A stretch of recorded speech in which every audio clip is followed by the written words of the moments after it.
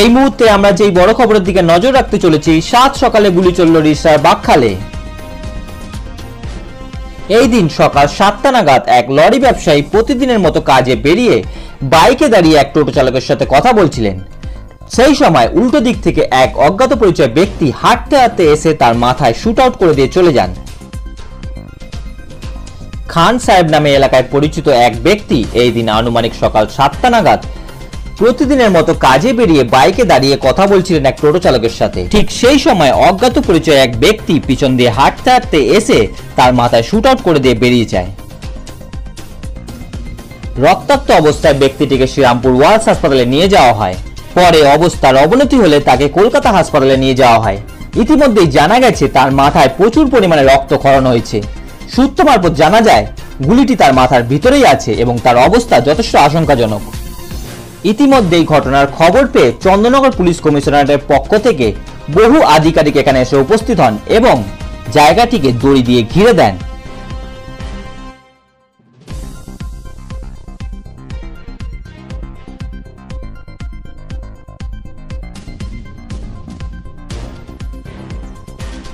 এই সেই বাড়ি যেখানে খান সাহেব থাকতেন। ইতিমধ্যে আপনাদেরকে সরাসরি দেখে নিচ্ছি সেই বাড়ি যেখানে খান সাহেব থাকতেন। সেখান থেকে বেরিয়ে পাশের রাস্তায় এক টোটো চালকের সাথে কথা বলার সময় তাকে গুলি করে দেওয়া হয়।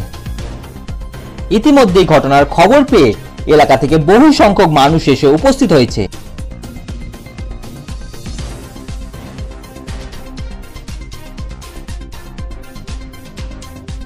আপনারা সরাসরি দেখতে পাচ্ছেন এই সেই বাইক, যেই বাইক নিয়ে খান সাহেব রাস্তার ধারে দাঁড়িয়ে এক টোটো চালকের সঙ্গে কথা বলছিল।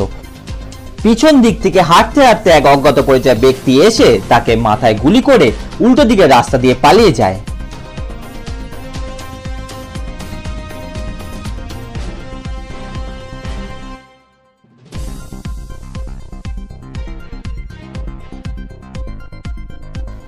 এই সেই রাস্তা যেখান দিয়ে অজ্ঞাত পরিচয় ব্যক্তি এসে তার মাথায় গুলি করে পালিয়ে যান।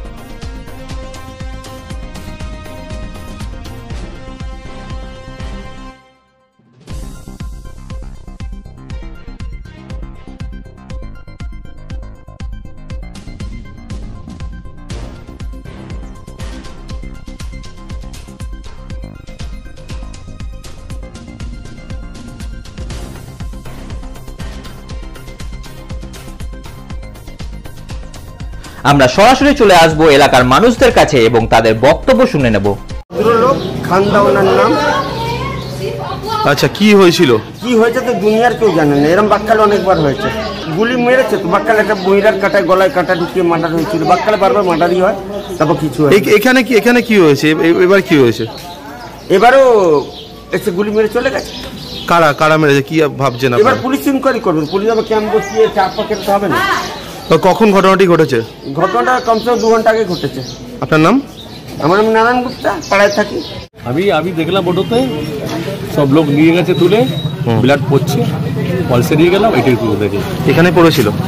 এখান থেকে ওরা দেখেছে, আমি দেখিনি। এখানে আমি ছিলাম ওইখানে। আচ্ছা, আপনারা তুলে নিয়ে গেলেন? ওরা তুলে নিয়ে চলে গেল। আমি রাস্তার মধ্যে সঙ্গে যোগাযোগ হয়ে চলে গেল। ওদের সাথে গেছিলেন। তার নাম? আপনার নাম? জিয়াউদ্দিন। আপনি কি অবস্থা দেখলেন? গুলি মারা হয়েছে পেছন থেকে নাকি? পেছন থেকে গুলি মারা হয়েছে? পিছন থেকে গুলি মারা হয়েছে।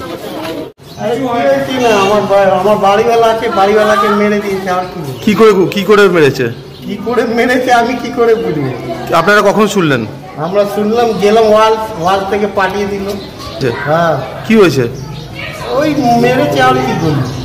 কি নাম? ওনার নাম কি যাকে মারা হয়েছে? আমি জানি। আপনার নাম?